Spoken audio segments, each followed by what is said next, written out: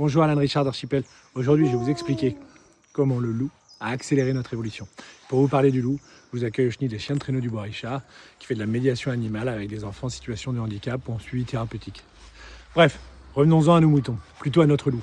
Le loup, c'est l'animal qui a la plus grande faculté d'adaptation.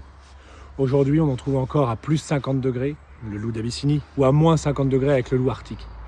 L'homme l'apprivoise entre 12 et 14 000 ans avant notre ère, ce qui en fait le premier animal apprivoisé par l'homme, avant le cheval et avant les animaux de viande. Le loup va contribuer, on pense dans un premier temps, comme système d'alarme. Il sent 20 000 fois mieux que nous, il entend 7 fois mieux que nous. Ça en faisait une vigie beaucoup plus efficace que l'homme. Le loup a été un outil indispensable à l'homme. Il a été décliné en plus de 420 races de chiens, intervient dans plus de 10 corps de métier. Moi, je l'ai utilisé pendant plus de 16 ans dans le domaine alpin en tant que musher avec une compagnie de chiens de traîneau, de nordique.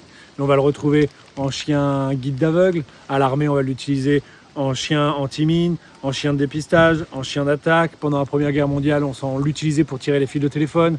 On l'utilise encore aujourd'hui dans le monde pastoral et on lui découvre régulièrement de nouveaux métiers comme dépisteur pour les maladies comme le Covid, comme le cancer ou encore l'hypoglycémie chez l'enfant en bas âge. Bref, le chien, un outil encore indispensable. Pour résumer, l'homme ne serait sûrement pas ce qu'il est devenu s'il n'avait pas apprivoisé le loup pour en faire son meilleur ami. Alors, utile la biodiversité ? Si vous souhaitez remettre de la biodiversité dans votre entreprise, contactez-nous. Archipel, ensemble pour la vie.